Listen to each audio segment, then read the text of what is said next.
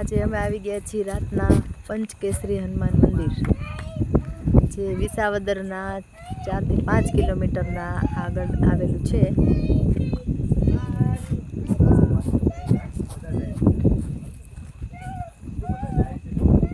હા, એનો આ ઉપર ડુંગરા ઉપર બનાવેલો છે. આ ડુંગરા ઉપરનો ત્રીજો ભાગ છે. આ ઉપર તમે જોઈ શકો છો, હજી ચોથો ભાગ બનાવેલો છે. હજી તો એનું કામ ચાલુ છે. આ અત્યારે છે તે ડુંગરા ઉપર જે હોય ઢાળ ઉપર ચડતા ત્રીજો ભાગ છે. હજી આપણે છીએ ત્રીજા ભાગે. હવે આપણે નીચે ઉતરશું, પછી બીજા નંબરનો પાર્ટ જોતા જશું અને પછી છેલ્લે નીચે લાસ્ટમાં મંદિરે જશું. આ સાઈડ છે જંગલ, જ્યાં તમને હરણ અને ક્યારેક સિંહ જોવા પણ મળી જાય છે. અહીંયા માણસો સિંહ જોવા માટે બહુ આવે છે, સિંહના દર્શન કરવા માટે. તો આ છે એનો બીજો ભાગ. આપણે ઢાળ જ ઉતરીએ છીએ અત્યારે, તમે જોઈ શકો છો. આ બીજો ભાગ છે એનો, આ ઉપરનો, આ બીજા નંબરનો. અહીંયા છોકરાઓ માટે બહુ સરસ વ્યવસ્થા છે. છોકરાઓને રમવા માટે, હિંચકા માટે, લપસ્યા ખાવા માટે, બેસવાની વ્યવસ્થા સરસ છે. જો આવડા નાના બાળકોને બહુ આનંદ આવે એમ છે.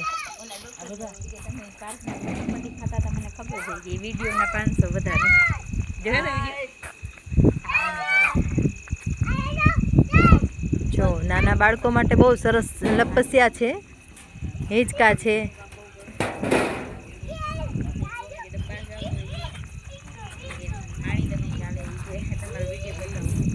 અને બહુ મસ્ત છે, વ્યૂ બહુ સરસ છે.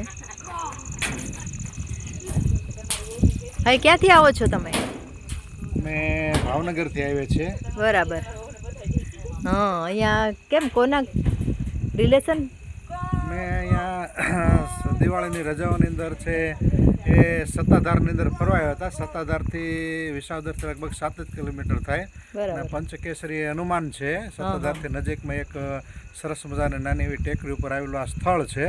સત્તાધારથી 1 કિલોમીટર જેવું થાય છે. દરેક યાત્રીઓ છે સત્તાધાર જાય અને ત્યાંથી આ પંચકેસરી હનુમાન છે.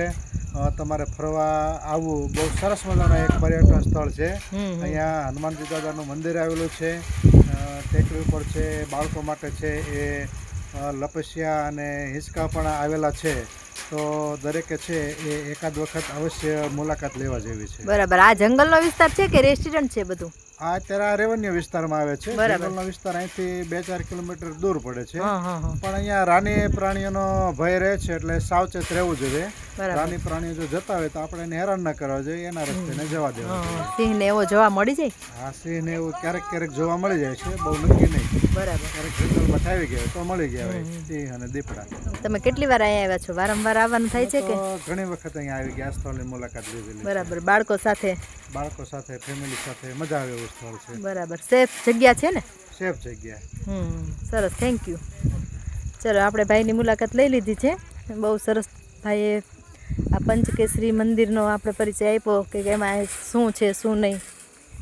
સરસ જગ્યા છે.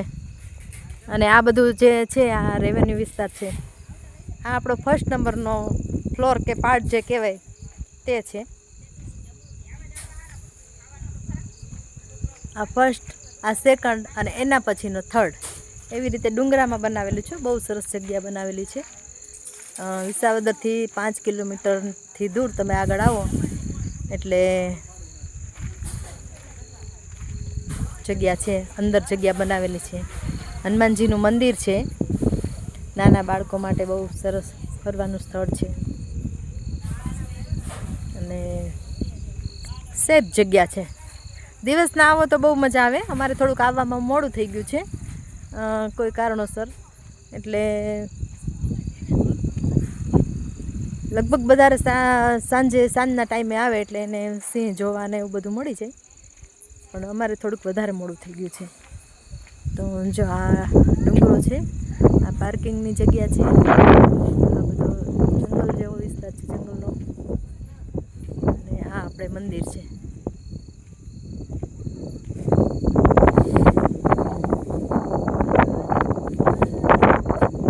આ મંદિર છે, મસ્ત છે.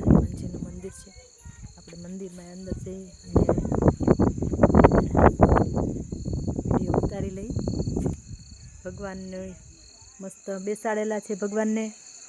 અહીંયા બેન્ચો બધી મૂકેલી છે બેસવા માટે. આ ભગવાનનું મંદિર છે. જય બજરંગબલી. આ બધી સરસ જગ્યા છે, બહુ મસ્ત. બાપુ સાધુ છે, પૂજારી.